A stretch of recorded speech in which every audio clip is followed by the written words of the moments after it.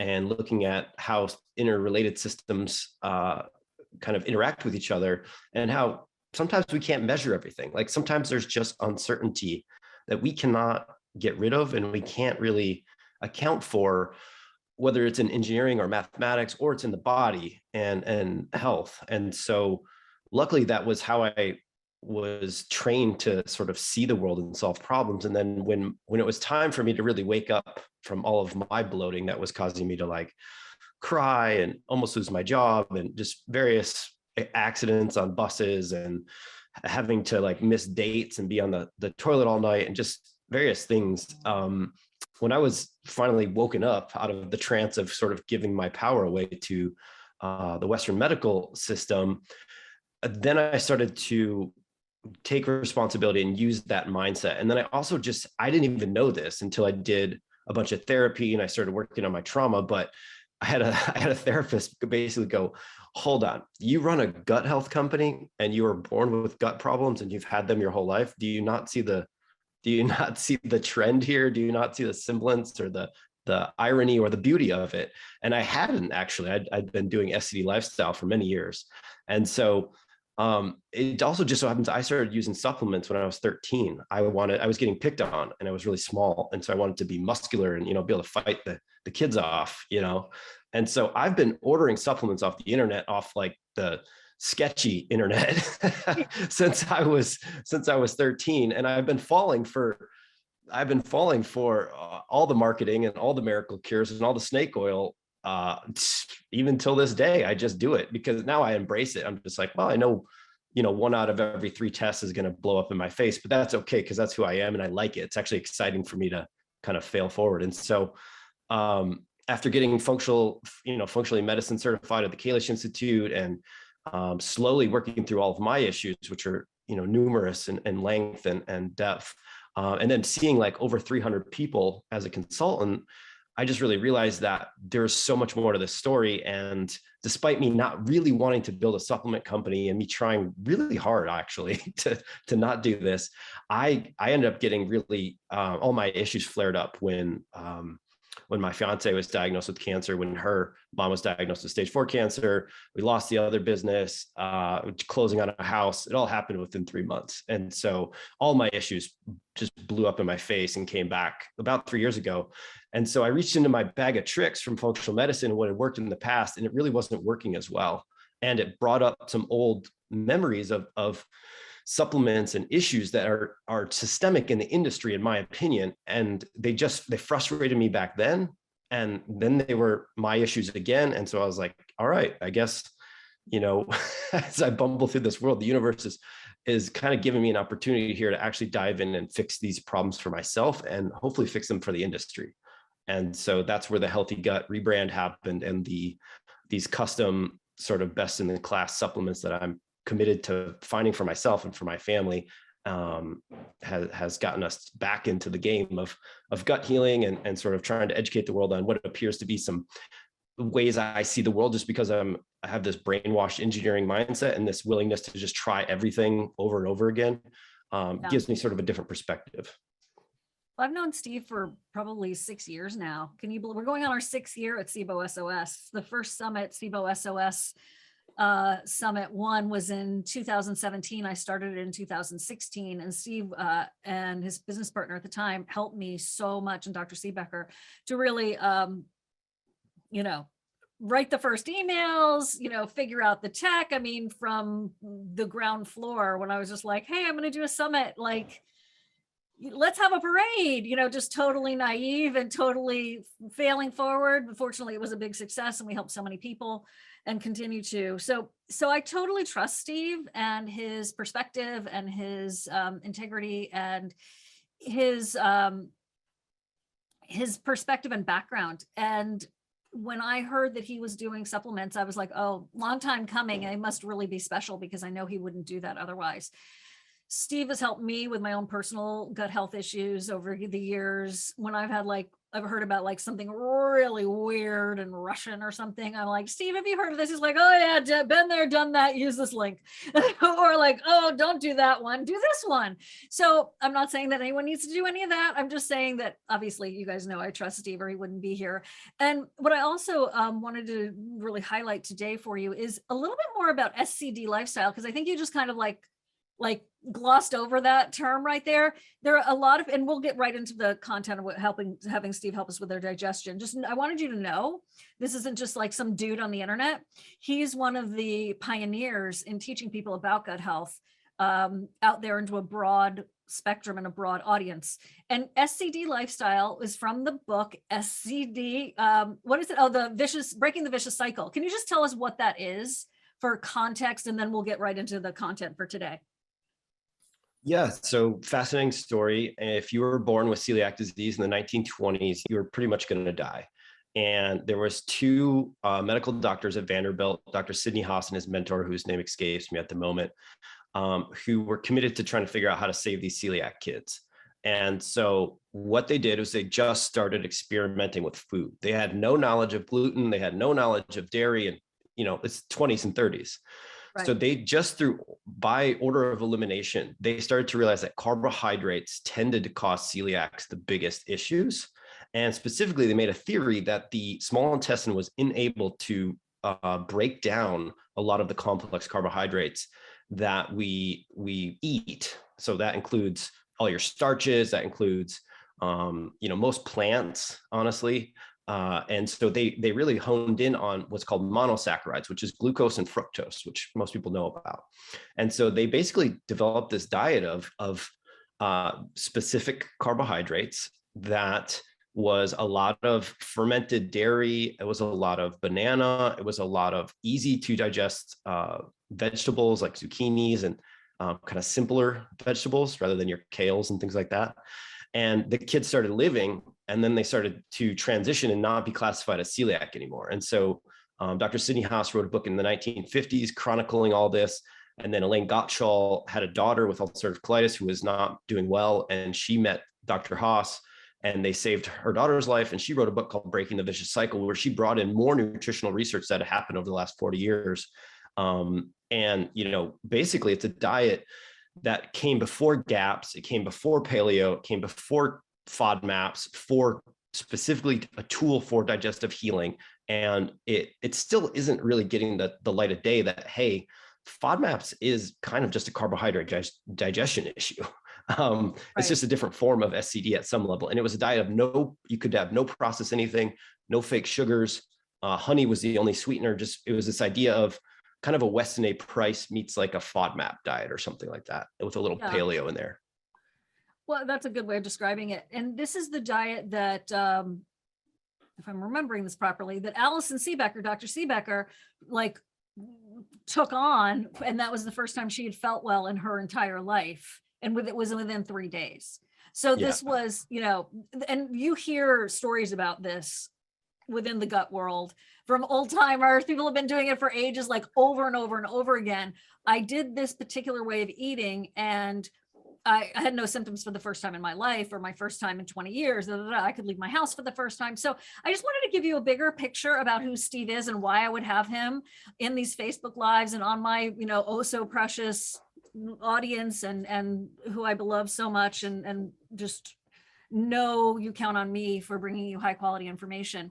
So that's a little bit of the backstory. Now, Steve, today we're going to be talking about, I have my little list, natural techniques for improving your food sensitivities.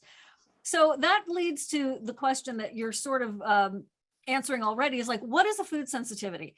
Does that mean I go and I get the Zoomer or a test, which is what so many of us do? I just had a girlfriend write me who has taken care of me. She's a registered nurse. I called her my wife for a while because she was just like, well, I'm happily married to my lovely husband, but like Vonabelle was this woman who is still a friend of mine, but she basically was my wife, like everything you would expect a great wife to do except sex. That's what Vonabelle did for me. So she was beyond a personal assistant, beyond, and she would cook for me and all this when I was a host and I was so sick. So anyway, she sent me this great email. She's like, oh my gosh, Siobhan, I've had bloating issues. Of course I thought of you. This is recent. And meaning that she was in that other role a while ago. So I don't need that anymore, thank God. But I just did some Zoomers, and then I took some FOS with my probiotics, and oh my gosh, my stomach is flat. This is amazing. You need to do this, which is how we all feel when we finally find something that works, right? And I'm like, bless her heart. God bless her. That is amazing news. That was me 10 years ago. Like, I already did all the food sensitivity stuff back then, and bless her for thinking that that was like going to be my answer. And there are people who do Scd Lifestyle diet, who do probiotics, who do enzymes, who do these first line therapies that Dr. Seebecker talks about in her SIBO recovery roadmap and the algorithm and the protocol and all that. And they get better so quickly, and it's like a miracle, and they tell all the world about it, and it's amazing. Then there are rest of us who have, underlying causes that can't be resolved easily. And so we have to do our prokinetic and all that.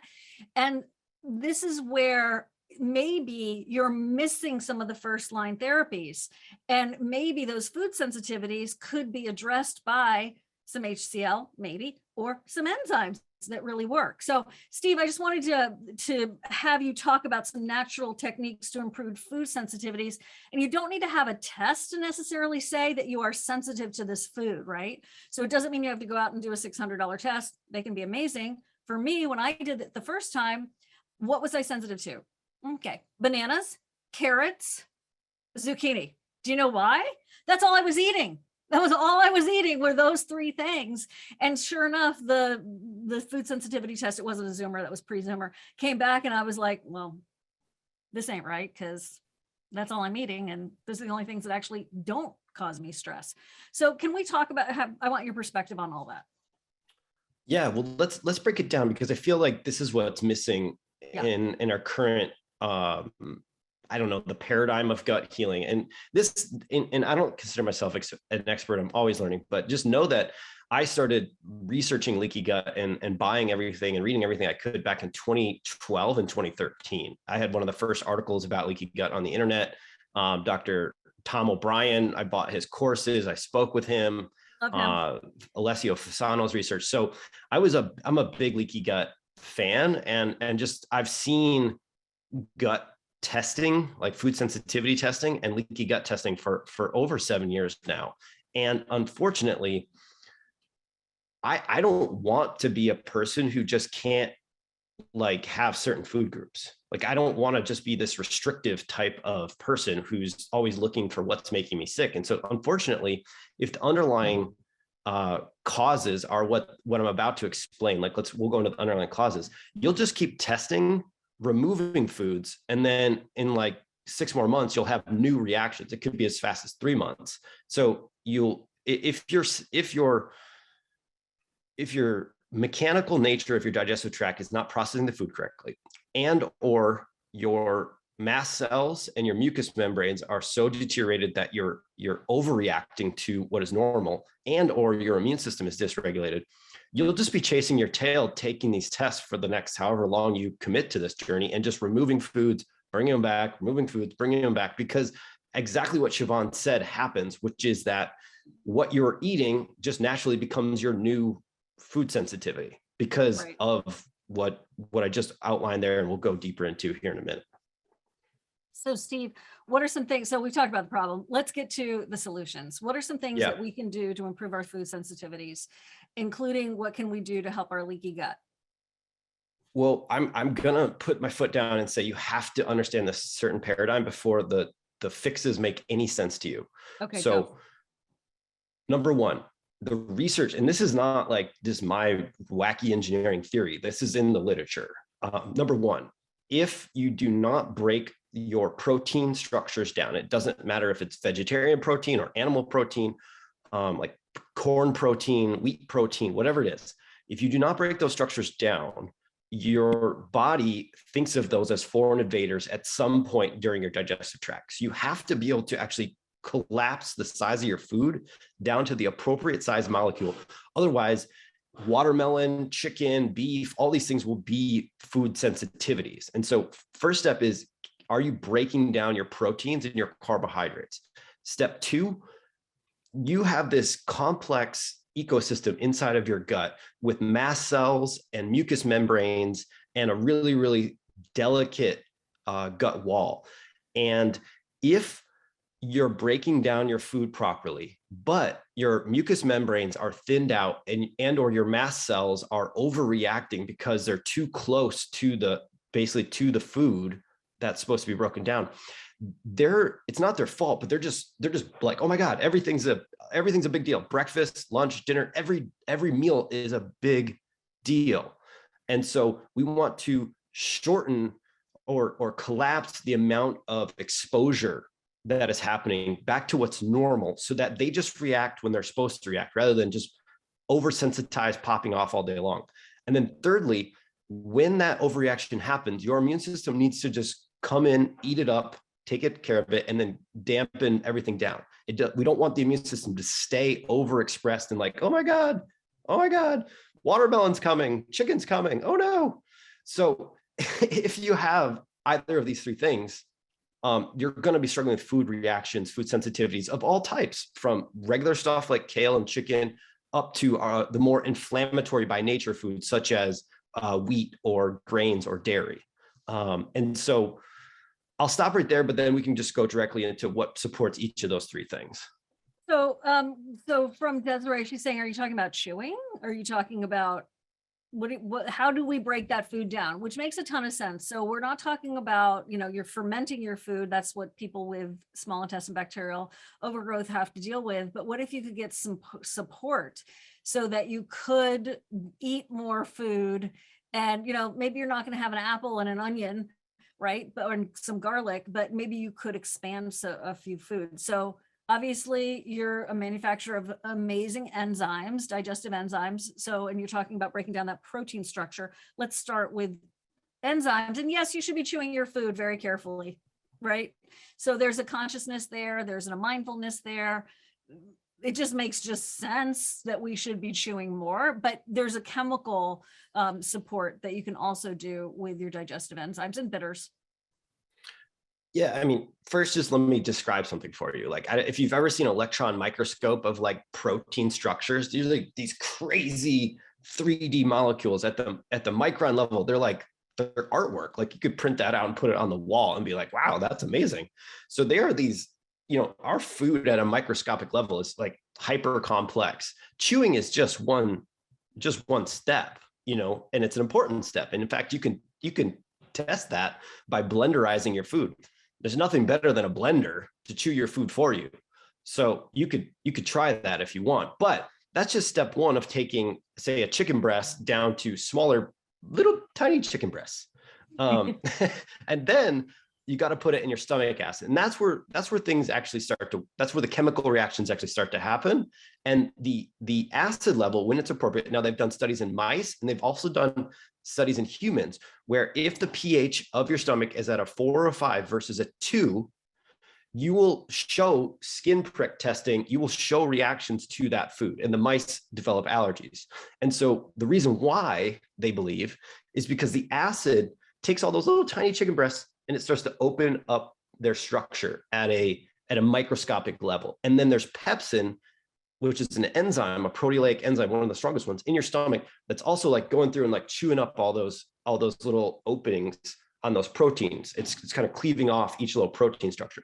And so now we're taking this ball, this 3D ball, we're unraveling it, laying it flat kind of for illustrative purposes, and then we're cutting it up. And so now there's like, 1,000 little protein structures. And then as we dump into the small intestine, your pancreatic protease and your other enzymes in there basically take all those, maybe those like big structure down, and every single, it takes like your finger has 3 digits, there's 3 chunks in your finger. We got to get them down to each one has to be severed. So you got to cut it down 3 more times for illustrative purposes. Again, obviously it's very dynamic in there, but the goal is, if you do not get your hand, from here, cut all the way down to each one of these joints is severed and cut off, your body does not know that to be food. It's a toxin. It's an allergen. It's something bad. And so that's why enzymes and HCl and stomach acid are so important to the food breakdown and the food sensitivity process, because if we're not able to cut all these joints up and really reduce your ball hand down into little tiny structures, it actually cannot go across the membrane of your GI tract. Like literally, that's the barrier. There's like a physical size barrier that prevents absorption. And so, I mean, that's just the physical component. Any thoughts or comments on that? Hold on, Clarissa is my background helpmate. I didn't see her and she just came in, so I was just trying to make sure she was with me. She just is here. Okay, thank you.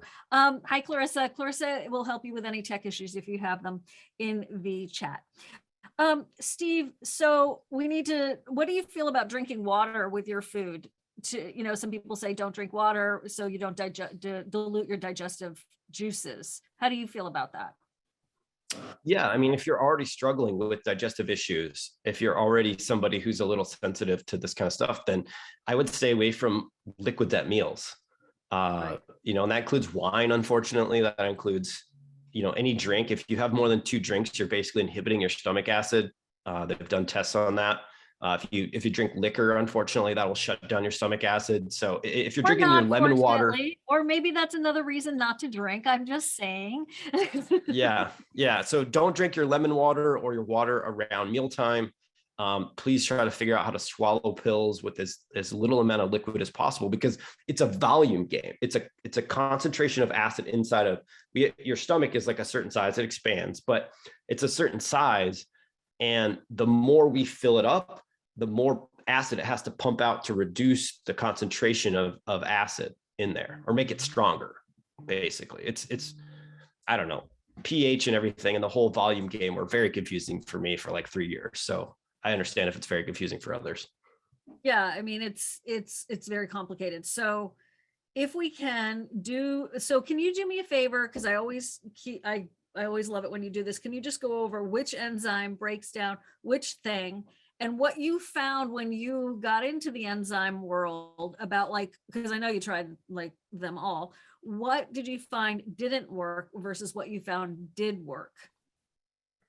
Yeah. So I used to be like probably most people on this call, and I would compare the labels. Like I would write them down on a spreadsheet, and I would write down like, okay, this brand has 100,000 of protease. This brand has 120,000. So I want to use that brand.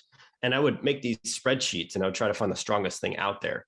And so the typical pancreas, there's 3 types of enzymes in your small intestine. There's pancreatic enzymes, brushwater enzymes, and microbiome enzymes. When you look at the back of a bottle of an enzyme product, pancreatic enzymes are protease, lipase, and amylase. And so lipase does fat, amylase breaks down carbohydrate, and protease breaks down proteins. So and if you see like a pancreatin is a beef or a pig extract of pancreatic enzymes only. It does not include brushwater support or microbiome support. And so some people do have a deficiency of pancreatic enzymes, or their enzymes are not being turned on because their stomach acid is wrong. It's too low. And so they take a pancreatin and they feel great. Other people don't feel that good, or they don't notice any difference. And so that's usually because all the villi that are in I know I'm using my fingers a lot, but the villi, which are these little hairs that stick up out of your small intestine, they shoot off a bunch of enzymes. And most of those enzymes, back to the specific carbohydrate diet, happen to be about breaking down complex carbohydrates into monosaccharides. So breaking down disaccharides, it goes polysaccharides down to di and then mono. And so these are things like maltase, which breaks down maltose, lactase. A lot of people know about lactase, and they believe it kind of goes away, and that's why you have dairy reactions. I would hypothesize that's not completely true, and it's probably a lot of people reacting to the proteins in dairy. And then there's like sucrase, which sucrose, is in a bunch of fruit. It's not just a food additive. It's very normal to occur in daily life. And so we have sucrase enzymes that break down those things, also called invertase. And so these are mostly carbohydrate breakdown enzymes. And then beyond that, then you have your microbiome secreted enzymes. And so these are things in the back of the bottle, like alpha galactidase, which is for complex structures for legumes and cruciferous vegetables. You have things like cellulase, which breaks down the cell wall on vegetables, like literally helps break apart the cell wall. A new one that we're all experimenting with right now, and I think is apparently pretty helpful for a subset of people, called xylanase, helps breaks down polyphenols. Some people really struggle with polyphenols. And so those are all microbiome-based enzymes. And so if you lose the bugs that make those enzymes, you can have a food sensitivity to those types of food. Like, who doesn't want to eat more broccoli or cauliflower if you're trying to be healthy? Like, those are like superstar foods. They're like the kales. But for a lot of folks, they are very fermentable, and they're very gassy and bloated. And a lot of that has to do with just enzyme production and missing these brush border and microbiome enzymes, and potentially pancreatic as well. And so as I was trying to solve my own issues, I thought, well, if I just buy the best, and by best, I would like the highest amount on the label plus the most expensive, since I didn't know anything. I buy the best pancreatin, and I buy the best vegetarian-based enzyme, which is mostly brush border and sometimes microbiome enzymes. And I take them both at every meal. I should do better. And I did do better, but it's still not very good. And so it drove me nuts. And I was like, all right, I'm going to formulate one that has the highest you've ever seen, like the highest numbers on the back of the bottle you've ever seen in your whole life. Because obviously people are just, the supplement manufacturers must be cheap. They're just not willing to put in what you need to put in for us people who are struggling. So I started getting quotes, and people just were like, look, man, this is going to cost $40 a bottle, just to build it. Or, this isn't, no one's done this before. And so anyways, I kept talking to scientists, and I finally found one who had a patent. He's like, well, you don't need that much if you just activate the ones you do get. And I was like, hold on, what? He's like, look, you need to open a biology book. You need to go look at chemistry. There's a term called an apoenzyme and a whole enzyme, WHOLE. And it's the difference between an enzyme with a mineral cofactor and without. And basically, enzymes need two things to work. They need the right environment and the right mineral cofactor. If you have those two things, the enzymes, boom, they're on, they're ready to go. They attach to whatever's around them that they're supposed to break down, and they go for it. But without those two, you don't have it. And so it turns out when you take an enzyme and you extract it from an animal, it already has its mineral cofactor. If you build an enzyme in the lab, it does not come with a mineral cofactor. And so this guy basically got a patent figuring out which enzyme and which micronutrient or whatever is needed to turn it on and put it all together in the same envelope, so that you stop having this chance occurrence, that you get the right combination. And so that's really how Holozyme was built. Was I took his patent and then I made it so that it covers pancreatic, brush border, and microbiome enzymes. So to answer your question, I see your Holozymes back there. Steve, can you pull it out? And you guys, I have a little bit of a shorter time today. I have to leave at like 12:55 Eastern. So I'm just I know a lot of you are asking about these enzymes. So I'm just gonna have Steve show it to you. Let's look at the label, Steve. And Clarissa, can you put the link in the chat for everybody? Oh, okay. I don't know if they can see it, probably not. Yeah, they can. It's hard to hold still. So hold it up if you would. There it is. We've got some specials for you. If you're interested in trying them, feel free. And we have some discounts for you. And also, Steve, when you have a Facebook group for people who decide to give your products a try, right? Yeah. Look, here's the other thing. The enzyme you might have at home could work, but you're gonna need to play with the dosage. Right. You don't have to buy Holozyme. I think our Holozyme works better than whatever you have, because I've done all this research and I spent a lot of time. But a lot of people don't know that they can play around with the dosage on their enzyme products and be okay.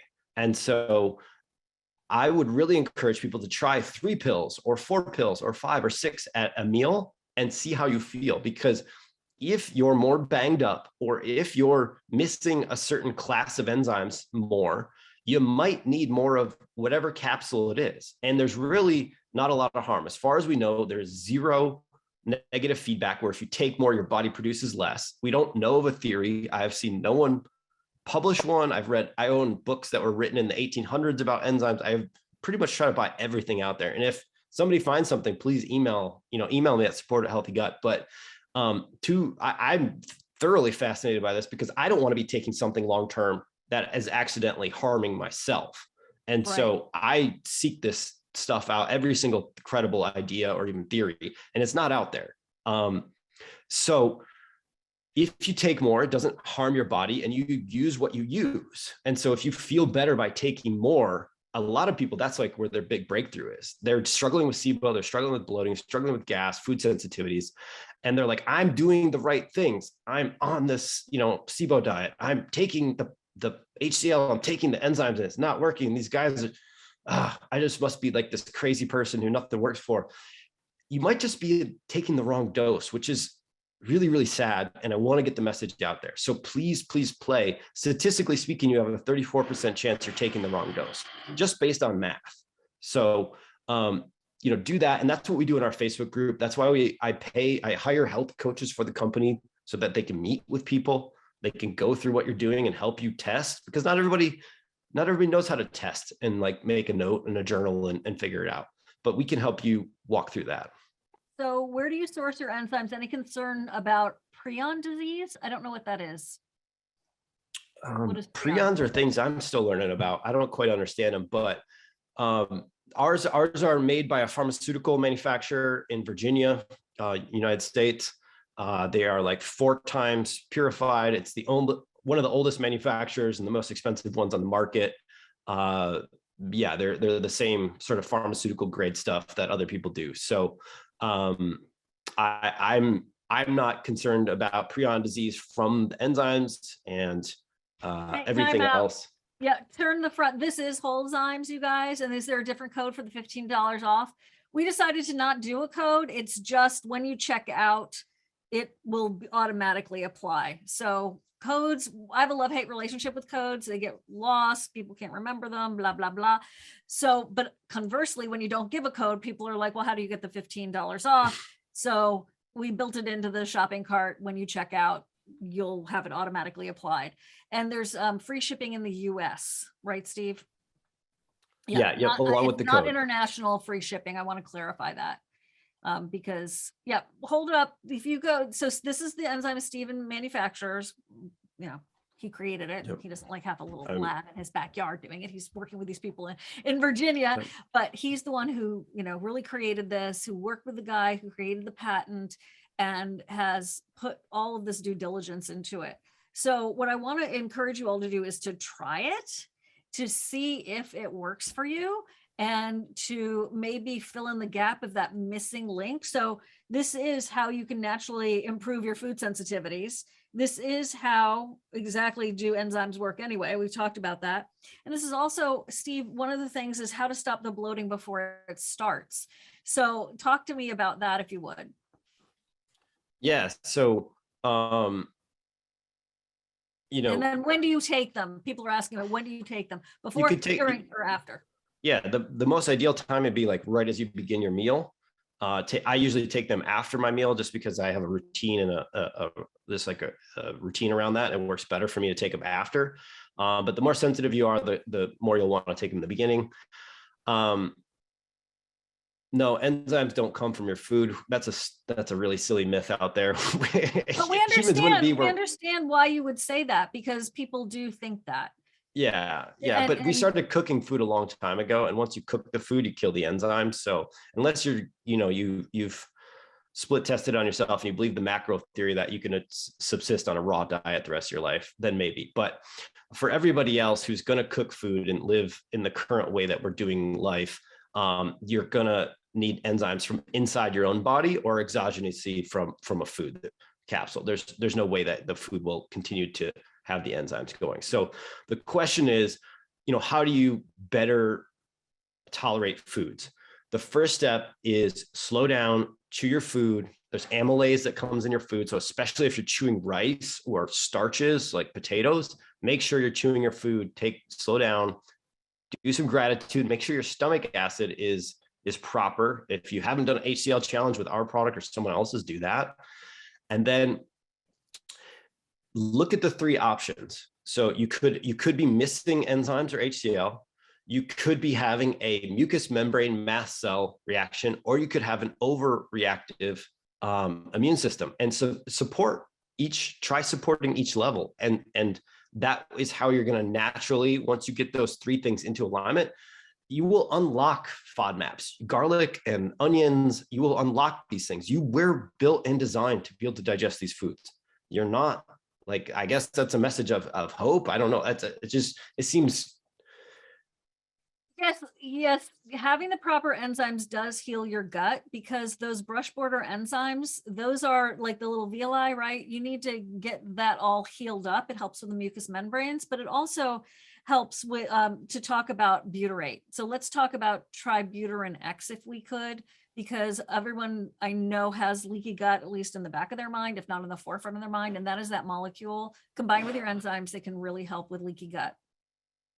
Yeah. So let's say you take the enzymes, you've checked, you don't have low stomach acid. Why would you still have food sensitivities? Why? Well, it could be because you have leaky gut still, your tight junctions are broken open, your mucous membranes are thin, and your mast cells are going crazy every single day. And so you don't feel very good and you can't tolerate these foods. So you're going to need to, even though you're breaking your food down properly, it's like you're setting off alarms every single day, even though you don't want to. And so you got to turn off that alarm system. And the best way to do that, I've found, is by using Tributyrin. And butyric acid is the active component. Butyric acid is made by your microbiome. It's what keeps the environment healthy for your large intestine and lower small intestine. Without it, your colonocytes, the colon cells, they stop drawing oxygen out of your microbiome, and they make a too high of an oxygen environment for the right bacteria to live in it. And you get in this dysbiotic downward spiral where you take probiotics and prebiotics and you can't quite ever get your immune system, like maybe you got some skin issues, or you can't get your food sensitivities to go away, or can't just really ever get super healthy. And that's usually why, is you have too much oxygen in that area and not enough butyric acid. So beyond that, I've never seen anything that also actually helps you make more mucus. So Tributyrin and butyric acid has been shown to generate more mucus. It's been shown to generate more tight junction build up, so to make the gut wall stronger. And it's been shown, Tributyrin, not sodium butyrate, has been shown to basically soothe the mast cells, almost like a weighted blanket for an anxietized mast cell, right? It's just dampening it down, kind of chilling it out so it doesn't get so excited and express so much histamine all the time. And so the combination of taking enzymes and Tributyrin-X is like the best combination I've ever seen. And for some people, HCl guard, for getting your ability to process foods back. Like that is the best thing that I've ever seen for doing it. Sort of addresses all three levels together. And if you want to do this naturally, if you get it all going at the same time, you will rebuild your diet, and then you can just step off the products. Like you can just gradually get rid of them. And as long as you don't go backwards, then you don't need them anymore, because that is the goal. The goal is to be able to process the broccoli all the way down to butyric acid. Once you restore that pathway using the supplements, then you can start stepping off the supplements and just eating broccoli and cauliflower and FODMAPs. Onions and garlic are great for butyric acid. You can start eating all those things and make your own butyric acid, get your own nutrients from your food, and your immune system won't be so triggered all the time. And hopefully go on with life and not focus on this so much. That is the goal, isn't it? That will be so exciting for so many of us. I understand that it is really like a part-time job. It's so intimate. People don't get it. Oh, it's only IBS. There's just, this is why I've been doing this and educating people and having people like Steve come on and teach us, and Dr. Seebecker, et cetera. So my suggestion for those of you who are overwhelmed, because this is, a conversation that's, basic and has gone quite intermediate quite quickly, is to check out if you have any enzymes at home already. Do they cover the three different categories of the lipase, the protease, and I always forget that third one. What's the amylase? And so you're covering your proteins, your carbohydrates, and your veggies, and your cellulase if possible, which I know a lot of enzymes don't have that. And if you have some of those, maybe try it with a difficult, complicated meal, or even like a simple meal, one that you usually do okay with. Maybe that's a test for you to go like, okay, I need to up my dose, or take a look at Holozyme, see if they could be a fit for you, and make sure that you're actively experimenting with this, where I don't even have my bottle up here because it's on my dining room table. So, and I have one by my bed because I tend to eat in bed. So it's like you have salt and pepper on the table. I have my Holozymes because I tend to not be great and compliant with my stuff. And so I have to make it super easy as possible. I have some where I keep all the stuff I use when I travel. I've got it everywhere, because when I do use it and I use enough of it, there's a night and day difference. Like for me personally, I can eat a complicated, like I love those bowls with the rice and the broccoli and a little bit of sweet potato and some tofu, like those Buddha bowls. Oh my gosh, my mouth is watering. I love those. And you have a little sauce on the side, like instead of having them dump it on, I always like do this dip on the side. And when I don't have my Holozymes, I'm like, oh, I love it, but oh my gosh, that was a lot. I feel like very full. And then when I do it with my Holozymes, I'm like, awesome. Like I know it's going to be smoother for my digestion. I know things are going to be working like clockwork in the factory that is my gut. And it makes such a big difference for me. So I wanted to let you know about them. So a couple of things. Bonnie's saying, I took digestive enzymes from a GI doc and developed gout. Is that an indicator of anything? Steve, have you ever heard of that? So she took enzymes and then developed gout? Is that an indicator? Bonnie's just asking. Well, there's a lot more to that question, but yeah, my understanding is gout is, and I've dealt with high uric acid and gout-like symptoms, but my understanding of gout as typically an insulin issue as well as a uric acid protein digestion issue. So I doubt the enzymes caused it. It's probably you switched your diet around then. You also might have some insulin or protein degradation. I actually do not suffer from high uric acid anymore. By taking my Holozymes before bed, I was able to clean out that issues, as well as my Holozymes with meals, and get my protein digestion down. So I was faced with almost having to go on allopurinol for gout. And it was through Holozymes that I actually do not need those things anymore. So I don't know of any way that digestive enzymes would have caused that. It would have been something else. Okay. So Dorina has Digest Gold, which is a very famous enzymatica enzyme. Take when I think it's a trouble food. Everybody's typing. Seems to help. Any way to know which of Steve's enzymes to start with? Well, he only has one. Can you hold the bottle up? It's Holozymes, and it's a combination. And so what I used to take Digest Gold, and I just personally, for me, like Holozymes better. That's just me. If you already own that, you might want to just up your dose and see how it continues. You might want to try Holozymes. It's totally up to you. What do you suggest for motility issues where fiber causes bowel obstructions? Okay, that is a huge medical question. Of course, none of this is medical advice, so talk to your practitioners. And I'm so glad you all are here, like educating yourself, because you prompt the thought patterns in these practitioners, and also so much of this is DIY. But I just want to address this. What kind of fiber are you taking? Are you talking about doing psyllium husk? Are you talking about food that is like a carrot and has fiber in it? So there's a little bit more, Sandy, that I think needs to be added to the question. So Stephanie, Tributyrin-X has sorbitol, which I thought was bad for SIBO. Please let me know your thoughts. Great question. Go ahead, Steve. Yeah. I knew that sorbitol would be a super issue for the entire world when it was put in there, but I literally searched the earth and delayed the launch of the product for almost 6 months, trying to find an enteric capsule that does not include sorbitol, and it's not out there. Just the chemical, it is out there, but you have to use like really hardcore chemicals that are on like the potentially harmful carcinogenic list of chemicals, whereas sorbitol is literally found in all fruits almost out there, and some vegetables. It's a natural compound with no consequences of taking on a daily basis. It does cause, too much sorbitol can cause GI upset. That's 100% true. The amount that's in each capsule is like minuscule. It's like a couple berries. And then beyond that, it appears that the Tributyrin-X, the actual tributyrin inside the capsule, almost like just allows more FODMAP tolerance right from the beginning. So while there's a little minuscule, like a couple berries worth of sorbitol in the capsule, the active ingredient sort of increases more than that would be a problem. And then beyond that, if you want enteric capsules and you don't want it to be carcinogenic, you kind of need it. So that's why it's in there. What about too much zinc? Do you have, is zinc added to your enzymes? I'm sorry, say it again. Can you get too much zinc from enzymes with added zinc?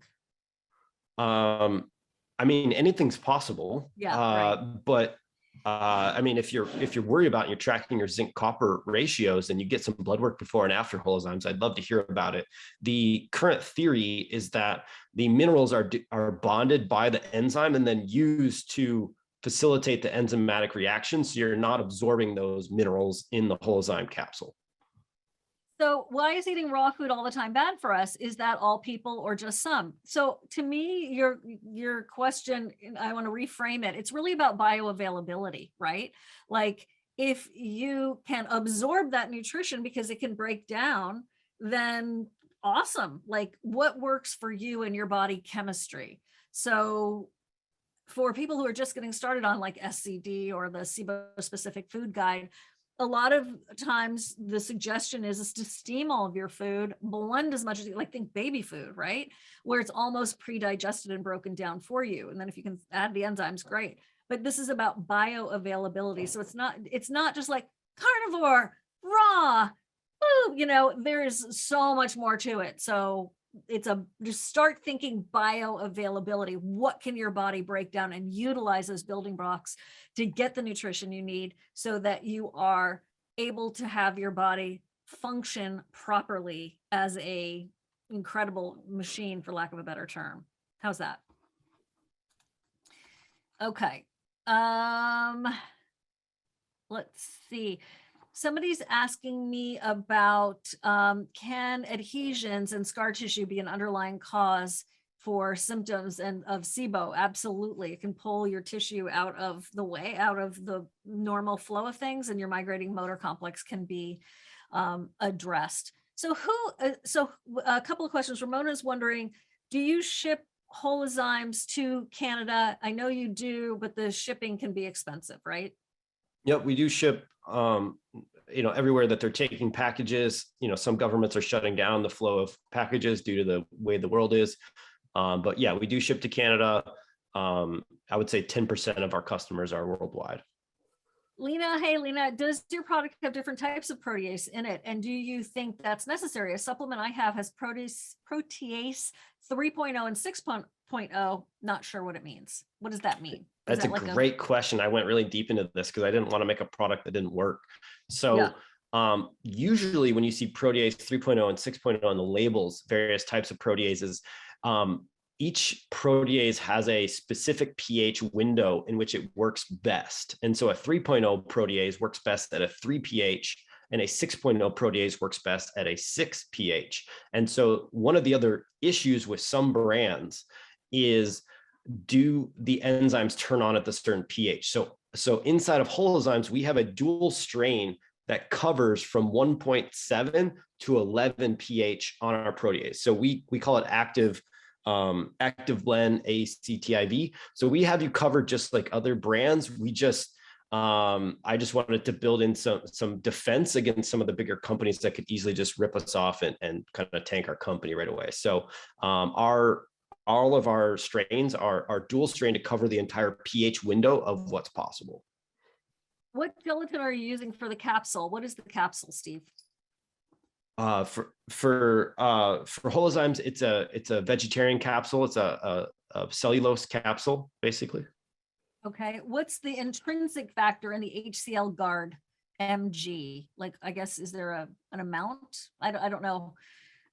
Yeah, it says on the label, I can't remember if it's 35 milligrams per 2 capsules or something like that. Intrinsic factor is what allows you to absorb B12. You can't absorb B12 without intrinsic factor. It's kind of like its bouncer that helps it go through the small intestine lining. So Lynn's saying, regarding testing stomach acid, when you order Steve's products, they are super helpful, sending you info about how, when to take, and how to test how much, if any, HCl support you need. Thanks, Lynn, for that.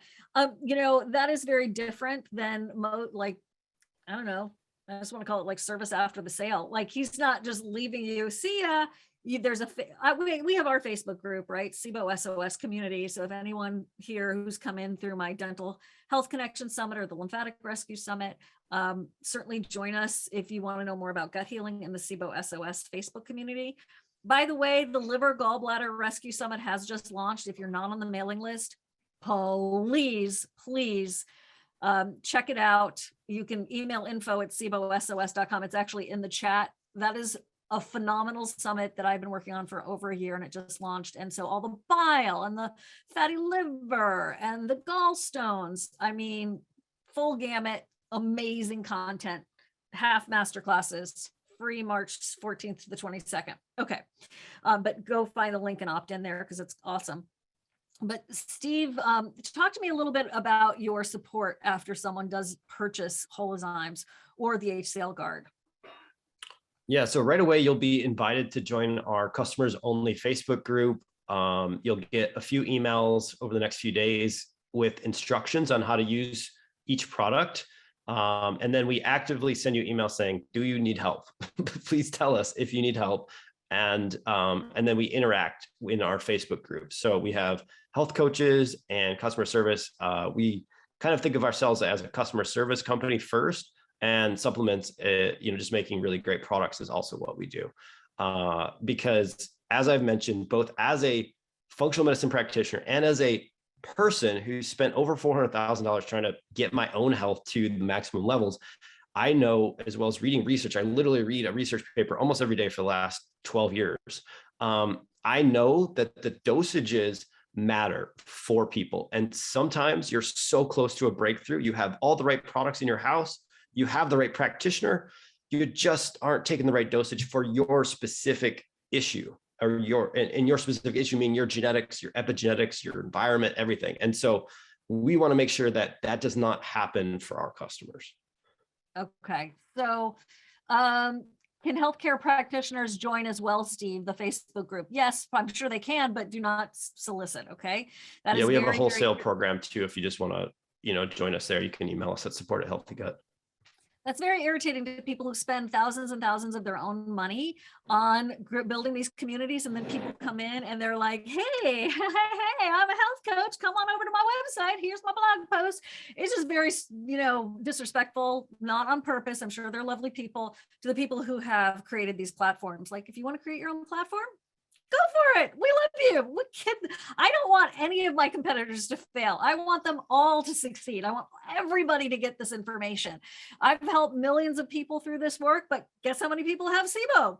Billion plus. So go team. All right. Can Homozymes help sulfur SIBO, hydrogen sulfide SIBO? It's more about you digesting your food, right? So it's not really about like, this is going to solve your SIBO. Can you do enzymes when you have SIBO and when you're doing treatment? Heck yeah, you're going to feel better. This is about digesting your food, right? And I have to go in about 2 minutes. So go ahead. Yeah, Steve. we actually did it. Our previous webinar earlier in January was on SIBO specifically and making yourself more resistant to SIBO. So go watch Siobhan's replays on the one that we did in January. But yes, doesn't matter if you have sulfur, hydrogen, whatever SIBO you have. You can take HCl, you can take Holozymes during your treatment protocol, and most likely the intended outcome, if you have these issues, is a better result and a more stable digestive tract during the whole time. Okay. We are coming to a close. We will be sending the recording out to everybody. It was either, Siobhan, you can do it in 55 minutes or not at all. And I was like, let's do it. Let's start this conversation. I do hope you'll try it. Steve, let's say someone tries it, they really legitimately give it a good effort, and it just does not work for them. Do you have a money back guarantee? Talk to me about that. Yeah. We have a 60-day money back guarantee. Try it, use the whole bottle, tell me it didn't work.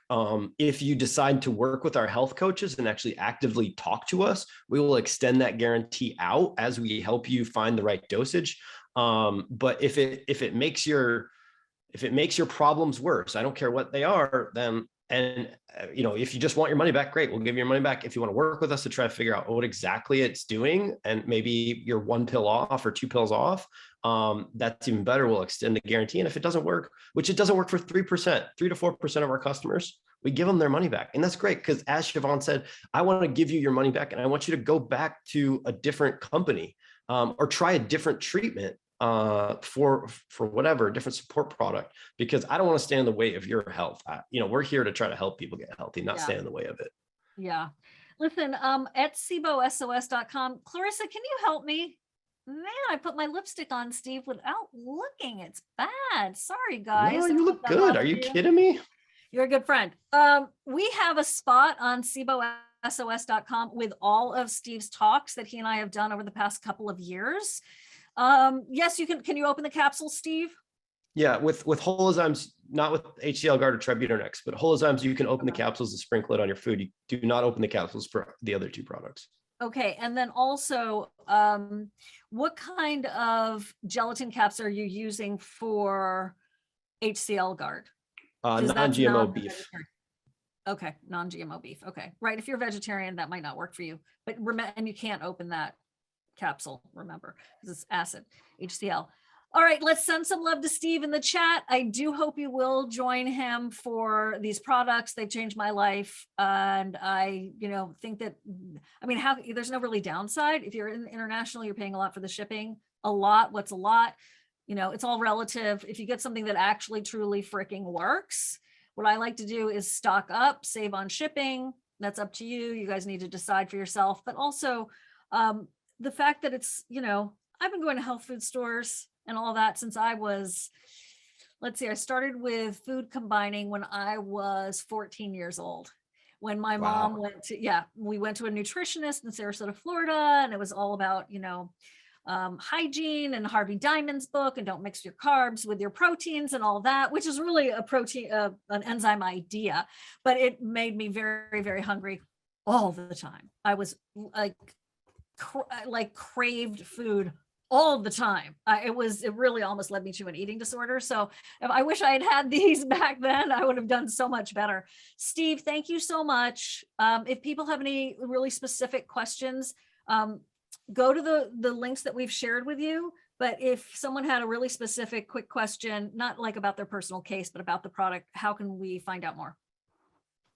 Yeah, email us at support@healthy-gut if you have any lingering questions, especially like, do we ship to this one specific random country out there? My team will check your address ahead of time to make sure we can get it there. And if you have other, complex questions, again, we're not, this isn't medical advice. I'm not I'm not your doctor. We don't offer that service. But if it's something I can answer, if you're just confused about things or wondering why we're different than other people, or what makes us special, just email us at support@healthy-gut, and then, go to SIBOSOS.com/HOL or HCL or TriX, and you can get the $15 off for US shipping, and give it a go. Give it a go. Okay. No, Lena, it wasn't that enzymes made me hungry. It was the food combining made me hungry, where I just ate proteins and nothing else, or I just ate carbs and nothing else. Them being separate made me hungry. I also think I had raging candida at the time. And so I was hungry and chemically driving for sugar all the time. So thanks for asking that question to clarify it. I love you all. Thank you all so much. You will get so Dorina, don't be confused. Go to each link and you will see the 3 different products that we've been talking about, and you can evaluate which one is which. Holozymes is the digestive enzymes we've been talking about. And then the HCl guard is, you can read all about it. And then the Tributyrin-X is for the leaky gut, and you can read all about that. Okay. So looks like I got the time. Okay. Don't worry about the timing. And if you didn't see the whole thing, we are going to send you the replay. And, in that, Clarissa, can you make sure that we send the link to all of Steve's talks? And that, I think, will help a lot of you. Okay. Thank you. I'll talk to you soon. Thanks, Siobhan. Have a Thanks, great day, everyone. Okay. Bye.